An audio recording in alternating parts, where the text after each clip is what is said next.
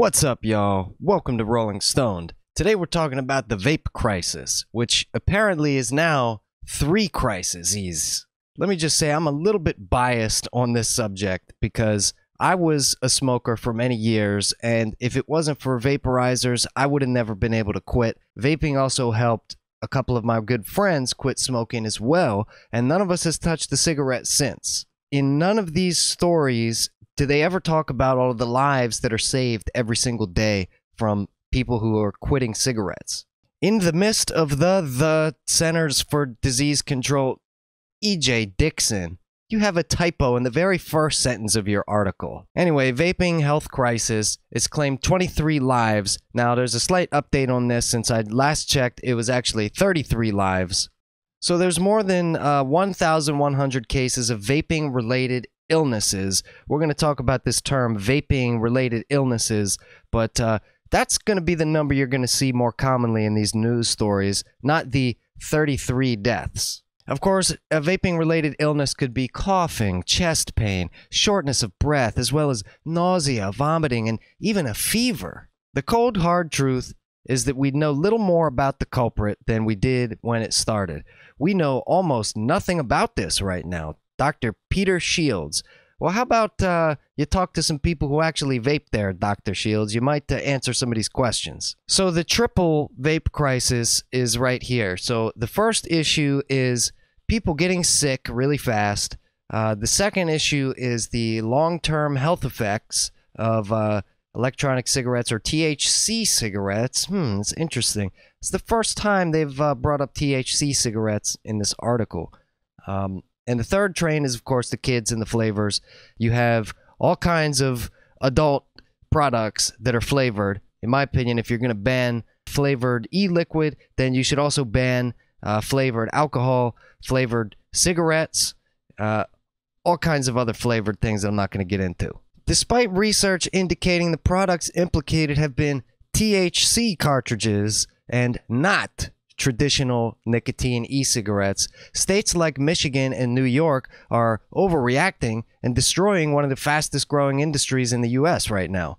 And so Massachusetts has taken the radical step of banning all e-cigarette products altogether for the next 4 months. And I'm sure they're going to just save everybody's life as they're forced to go back to smoking cigarettes. And of course, Trump also plans to institute a ban. This is something I vehemently disagree with President Trump on. So what do the experts think? Well, the prevailing theory is that these lung ailments are being caused by ingredients present in cartridges containing THC, which have been purchased off of the black market. The CDC reports that 78% of these cases contain the THC. So does that mean that the regular nicotine e-juice is okay? Well, of course, the CDC says hashtag not all of the over 1,000 cases have involved THC cartridges. Props to Miss Dickson here for adding this little tidbit. It's worth noting that the fact that cannabis is federally illegal may be affecting patients' willingness to report their history of prior use. So in other words, they're scared that if they say they're vaping THC, they're going to get in trouble. So they report that it was just a nicotine product when in reality it was not. So the 80 whatever majority percent of THC cartridges is probably much higher than that. And blah, blah, blah. Nicotine is not good for you. Contain higher levels of nicotine. Everybody knows this, okay? When you're an adult, you're buying a nicotine product, you should be aware of the risks involved. So there's a lot of questions in this article, but not a lot of answers. One of the few definitive facts that they say here is that there is evidence to suggest using e-cigarettes is safer than smoking traditional cigarettes. Again, this is buried in the middle of this article, so most people are never going to get to this part. Safer is different than safe. We need more time to develop substantial research on this subject. So you don't know the effects till 20 years or more. And so keep this in mind as well. A lot of these people who are having vaping-related illnesses have been smokers for decades and decades and decades. Then they switch over to vaping for 2-3 years. All of a sudden, they have all of these lung problems, and of course, the vaporizer gets blamed. So you don't know all of the history of all these people that are reporting these illnesses, or the deaths for that matter. The recent health crisis has proved disastrous for the cannabis industry and the vaping industry. So these are two of the most biggest booming industries in the United States right now, and leave it up to the federal government and the vermin in the media to destroy people's livelihoods, destroy their businesses, destroy the shops that they spent their own money investing in, and now their entire business is banned by the government. So that's the Rolling Stone article. I got a couple more articles here to back up what my point is. And so, a historical timeline of electronic cigarettes. 1930s? That's right, 1930s. The first documented reference to an electronic cigarette is a patent in 1927. So the first commercially successful electronic cigarette was created in China in 2003. Now, even this is 20 years ago by now. So this idea that vaping is just so new and it just happened, no, just because you found out about it in 2018 doesn't mean that it hasn't been around for many, many decades. Now, one thing that vaping advocates and activists will often talk about is this big conspiracy with big tobacco and the government just wants to regulate vaping because they're in bed with big tobacco and they want people to buy more cigarettes as some kind of twisted form of population control or something. Now, I looked into this because I really wanted to see if there was some real evidence for it. I couldn't find any. However, there's another angle to this that makes a little bit more sense to me. So there's a conflict right now between big tobacco and the vaping industry, and that much is obvious. So it seems that big tobacco may be taking a Trojan horse approach in the conflict by manufacturing vaping devices and opening its own vape shops. So British American Tobacco, Philip Morris, these guys are creating their own vaporized devices even though they still sell cigarettes. So while tobacco use is in overall decline, the average vape shop is earning almost $30,000 in sales per month. So the tobacco industry has tremendous lobbying power, and if they brought that power to bear on behalf of vaping, the vaping industry could soar to even greater heights. But I don't really think that's what's going on here. In my opinion, the big tobacco companies are setting up a failsafe for themselves. The tobacco companies know there's going to be one of two things that happen.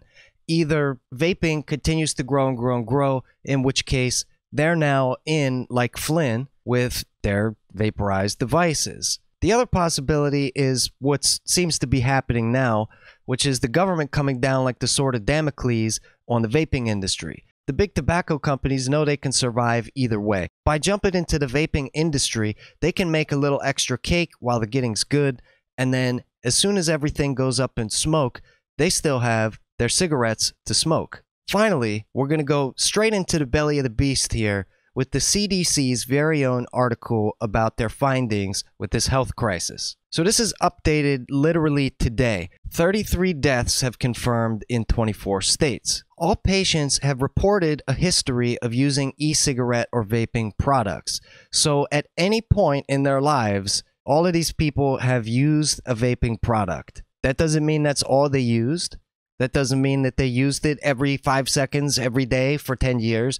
It just means that they've reported a history of using it. THC is present in most of the samples tested by FDA. And especially the THC cartridges obtained off the street or from informal sources are linked to most of the cases and play a major role in the outbreak. Specific causes of the lung injuries are not yet known. The use of all of these nicotine, all of these THC products is unsafe for all ages, including the youth and young adults. If you are an adult using e-cigarettes or vaping products to quit smoking, do not return to smoking cigarettes. Just, tough.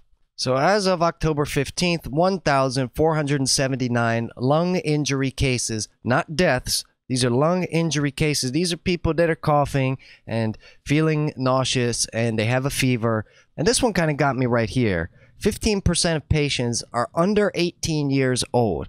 Not only is it illegal for them to buy vaping products, but they had to be vaping for quite a long time before this in order to get any kind of illness from it, because most people vape and don't have any kind of problem at all. And it strikes me as one of these problems that goes back to failed parenting, failed communication within the family, and then the adults look to some sort of government intervention rather than trying to figure out what they did wrong as a parent. The specific chemical exposure causing lung injuries associated with e-cigarette use or vaping remains unknown at this time.